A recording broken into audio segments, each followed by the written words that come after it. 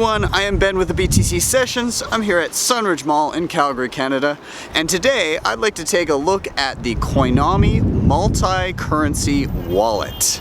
This is a wallet that allows you to hold not only Bitcoin, but a number of cryptocurrencies, and it also allows you to trade between those currencies in the app through two different services. So let's take a look. Okay, so here we are with the Coinomi multi-asset wallet. We're just going to download and install this. Now this is the Google Play Store. It is not yet available on iOS, but it will be in the near future, so keep your eyes open for that. So I'm just going to hit install here, and once it's done, we'll take a look at what the setup looks like. So I'm going to go ahead and open the app. And here, you're going to see down at the bottom, it says I can create a new wallet or I can restore a wallet.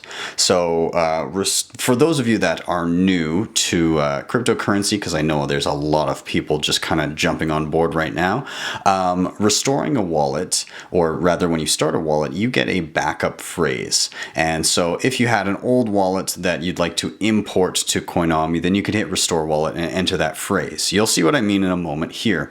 I'm actually going to create a new wallet. So I'm going to hit create a new wallet, and right away it gives me this recovery phrase. Now this is randomly generated, and what I need to do is write this down and keep it safe. You can think of this like a key to your bank account, all right, or a key to I guess your cryptocurrency account in this instance. It's okay to make a copy of it, but it's not okay to give that key to anyone else if you don't want them getting into your accounts. So obviously I will be getting rid of this particular account afterwards, so I don't mind people seeing this phrase, but I'm going to write down all of these words and keep them somewhere safe, probably in a safe or somewhere that if there was a fire or something and I had any sizable amount of funds on this wallet, I want to keep them safe in general, so I don't want this just kicking around somewhere where I could lose it or somebody could find it.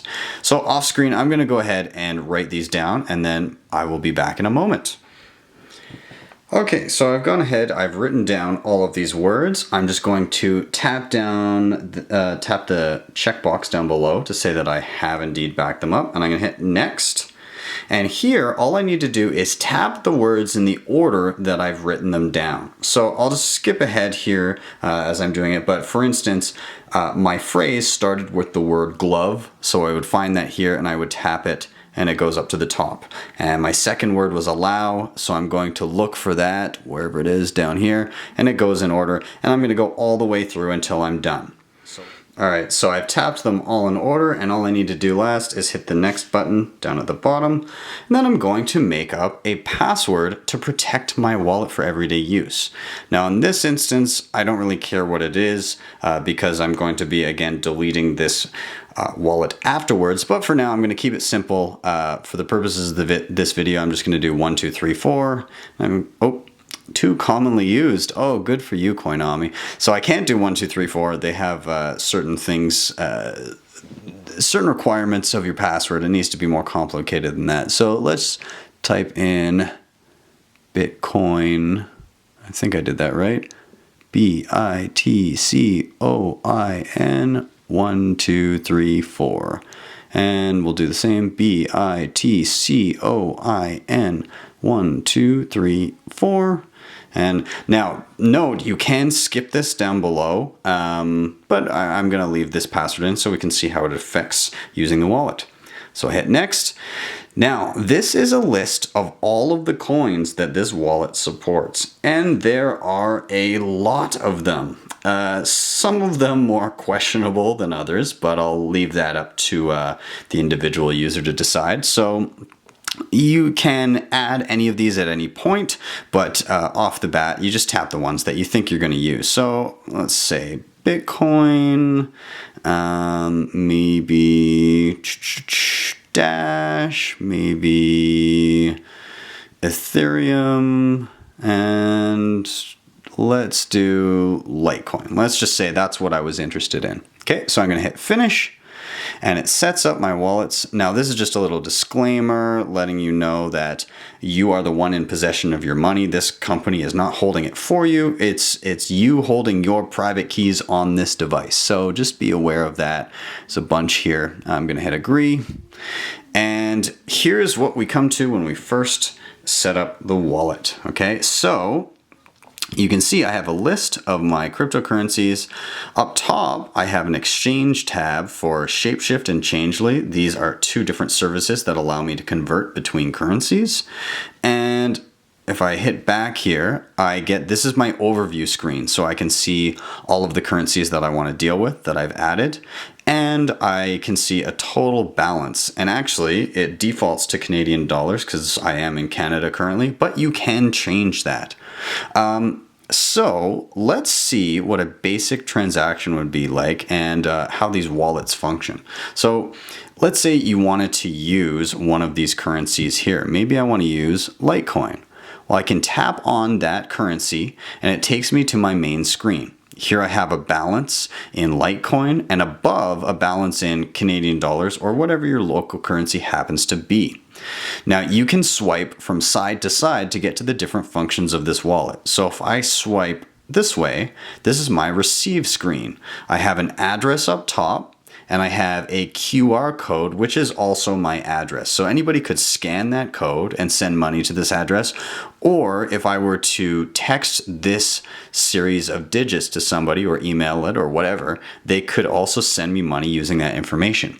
Now, if I want to easily copy and paste this, I can tap on that series of digits and it gives me an option to copy.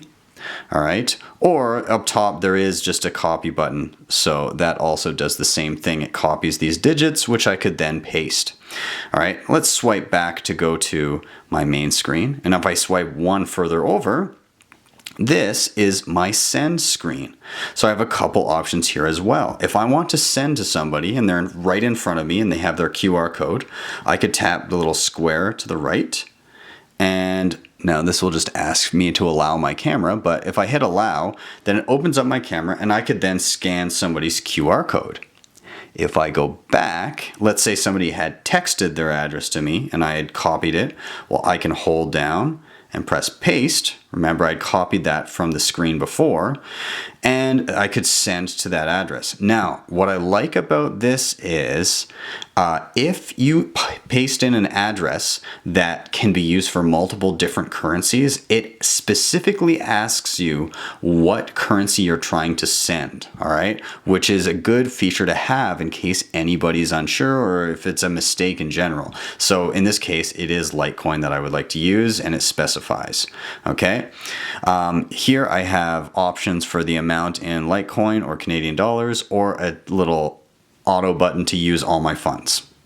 So let's actually try some transactions here. I'm going to off screen send myself some money from another wallet. So if you're not sure about what this would look like outside, basically, imagine somebody standing in front of you with their own cryptocurrency wallet. They could scan your QR code and get your address that way, and then they would be sending from their side for you to receive. Or maybe you've texted that string of digits, your address up here, to somebody. That's enough information for them to send you money. So I'm going to do that myself right now, and I will be back in a moment. Okay, so I have now just sent myself some LITECOIN from an external wallet. Okay, so another wallet has sent me some LITECOIN. So I'm going to swipe back to my balance here. And I can see now grayed out on the screen that I have one LITECOIN incoming to this account. All right, so I can tap on that. I can see the transaction ID and some other information. And if I want to, I can even hit view on Blockchain Explorer and it will show me the incoming transaction. Now, LITECOIN itself, it settles and is spendable every 2.5 minutes.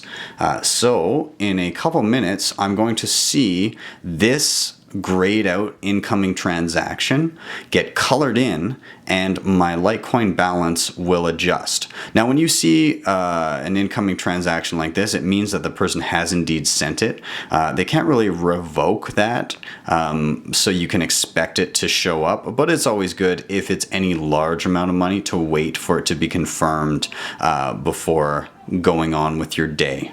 So I'll just wait a couple minutes for it to be confirmed, and then we'll play around a little bit. So I now have a confirmed transaction. You can notice that now it is indeed colored in. It's no longer grayed out, and I can spend this money and move it around as I please now. So let's try converting this using one of the tools that we had from our menu in the top left. I'm going to use Shapeshift, and I'm going to convert Litecoin into Dash. So I'm going to hit the Shapeshift button up here. Now this is just happens once. It's the terms of service for Shapeshift. I'm just going to go ahead and hit agree. I won't see that again from now on. Okay, so I'm going to say I have Litecoin. So these are just, again, the pre-selected currencies that I decided to use. So I have Litecoin, and I would like to receive, now this shows all of the currencies that I could convert into, but it keeps the ones that I've selected up top for easy access. So I'm going to hit Dash. Okay, so I have one Litecoin. For that, it's saying that I will receive 0.28 Dash. Now, for those of you unfamiliar, Shapeshift is a separate service that just has a function basically baked into a variety of different wallets. So when you use this function, you're essentially sending your currency off to this separate entity, this company. They are exchanging it for you and then sending you back the balance of what you are owed. Okay, so it is a separate service from Coinomi. So if something happens in this process where there's a mistake made, you can contact Shapeshift, but I'm sure that Coinomi also has they also have their own support that can refer through Shapeshift as well. So anyways, Litecoin to Dash. I'm going to hit use all funds, but I obviously, if I wanted to, I could do less than this. I could do half a Litecoin. That's fine. Okay. Now it says there'll be slightly less because of fees. Every cryptocurrency, when you send it, has some sort of a fee involved. Litecoin is pretty reasonable at the moment, so I'm going to go ahead. I think that's fine, and I'm going to hit next. Okay, so that takes me to this next page, and right here it shows me what I'm sending, what the transaction fee is, and what I'm expected to receive. So I'm exchanging 0.999 Litecoin because I have a transaction fee here. So it's worth about 409, just shy of 410 Canadian dollars. My transaction fee is about 41 cents. Now the transaction fee is for the Litecoin network. This is not the fee for Shapeshift, but I can see down below I'm going to receive 0.2799 and so on Dash, which is worth about 403.44. So I can see that I'm going to be paying about $5 worth of fees to switch over about $410 worth of crypto. So for me, I'm okay with that. I'm going to go ahead. I'm going to enter my password that we set up before, BITCOIN 1234, and checkmark confirm. All right, and so this is now being sent to Shapeshift. Once it is received and confirmed, that transition will go through and I should receive Dash into my wallet. So we'll just kind of wait here and see what the screen does as it happens. Now this can take some time, so I might need to skip ahead a little bit. I'd say the majority of shapeshifts happen relatively quickly, but it can also depend on how bogged down the networks of various other cryptocurrencies are. So it looks like they've said they've received my deposit of 0.999 Litecoin. Now we're just waiting for the exchange. And again, remember, it takes somewhere between 2.5 minutes for Litecoin to be confirmed at the moment. So I'll just skip ahead to when this actually goes through. this has now finished. It says exchange complete, and that I have 0.27952 dash that has been sent to me in this wallet. So I'm going to hit return, and I can see the outgoing transaction is sent and it's colored in, so it's all confirmed. But let's go check out my dash. So I'm going to tap on the side menu and go to dash, and I can see that I have now received 0.2795 dash, which is already confirmed and spendable wherever I like. Awesome. Now, we've now done a transaction where we've sent and received. We've also done a shapeshift where we've converted between currencies. We've seen our overview screen, so I can see 401.39 Canadian, and I can see an overview of my balances here. We've done all of that, but let's just check out some of the other settings that are up here. So if I go into the settings tab here, I can take a look at a lot of different things. So the main ones that you might want to go into are your exchange rates. So if you are using a different currency, then you can go ahead and find that one here as your reference currency. All right. Furthermore, in the settings, you can also set your transaction fees. So these are set by default. All right. Let's take a look at Bitcoin. So that's a pretty high fee. All right. So, you know, you can go in and you can set these by default, but also let's go ahead and let's try sending some dash. So what I'm going to do is I'm going to send myself a dash address. Actually, you know what? Let's see if I can do this. I'm going to copy my own dash address here. Like I showed you before, the copy in the top there on your receive screen. I'm going to go to send some dash. So I'm going to paste in an address here. I'm going to hit use all funds. All right. Now, again, here, what I was interested to see is that on this screen, there's no adjustment of fees as you're sending.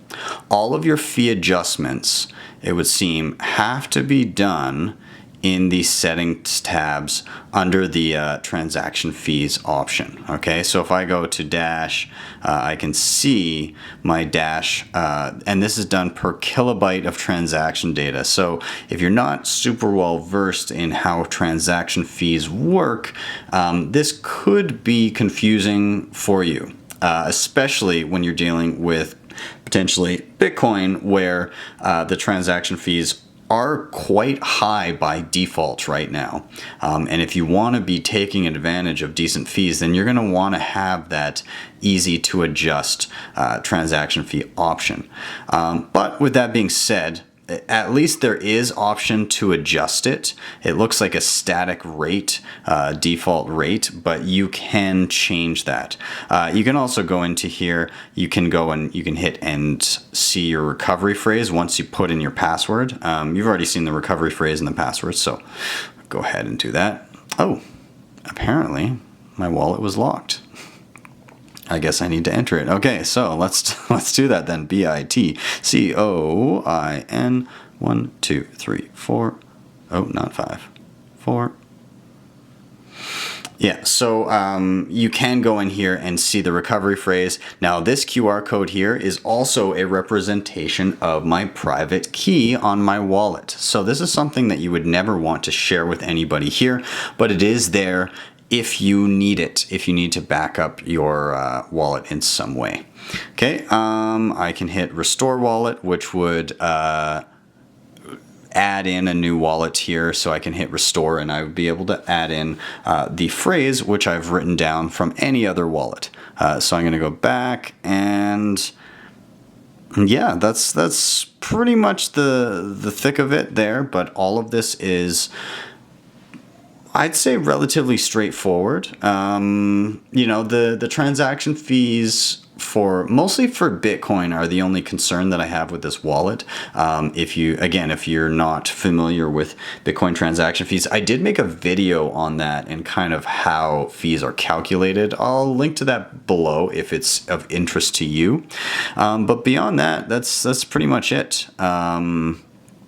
Yeah, you can see that it's relatively easy to navigate. Oh, and I guess I should say one more thing. Let's say you now want to deal with more than just the currencies that you've selected before. If you go into your side menu here again, down at the bottom, it says there's a little plus sign and coins, so you can hit that and you can add whatever coins you wanted to. Maybe you wanted to add in Dogecoin, because why not? Now you get to add a description to it if you want, but it just asks you to enter your password whenever you're doing something like this. So I'll do it here, and 1, 2, 3, 4, add, and it allows me to add Dogecoin, and this will now be viewable from my overview and from my side menu here. I will see balances down below. Okay, so that is pretty much it. This was the Coinomi wallet. Now,